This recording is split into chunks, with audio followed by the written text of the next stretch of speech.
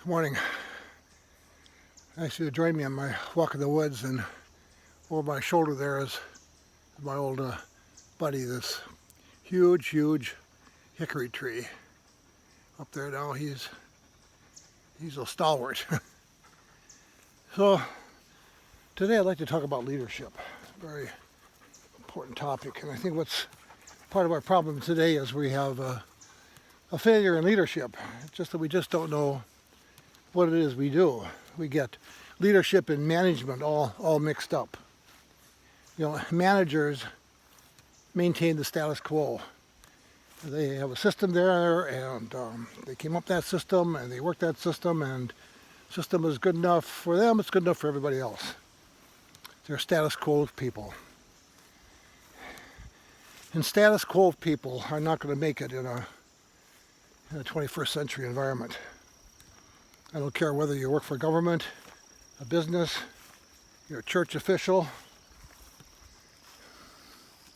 Doesn't make any difference. Leadership is something else.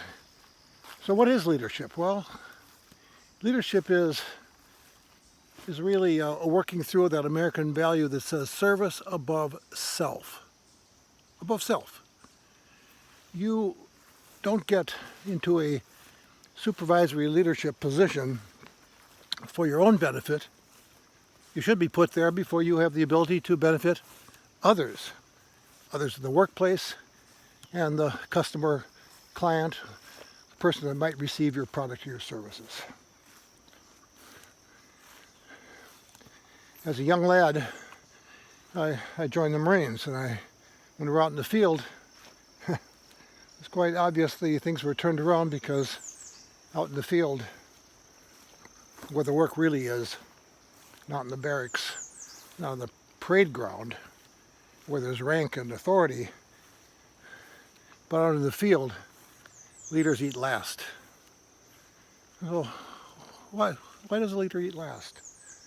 Because the leader takes care of the men and women he or she is proudly able to serve.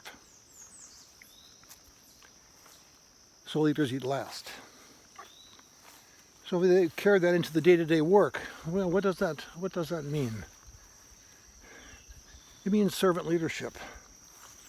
If I was to define a leader, he or she is a person that is committed to continuous improvement, not only in his or her personal life, but in the workplace and the skills.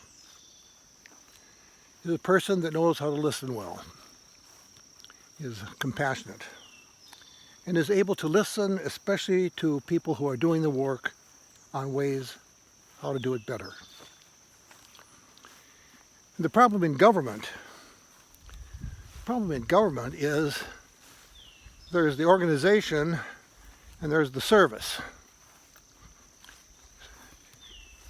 And that gets mixed up, because a leader in a service organization has an equal responsibility not only to the men and women he or she leads, but also to who receives the service. And that's where things break down today, especially in policing. Yes, you as a leader are responsible for the men and women to make sure they're adequately prepared and trained, making sure also that you eat last. And then there's also a responsibility to the community, to those who receive the services, those who are policed, for example, or in the church, those who receive the gospel. One definition of the church that I love is the church is the organization, one of the few organizations of society today that serves and committed to serve those who are not its members. Not its members yet.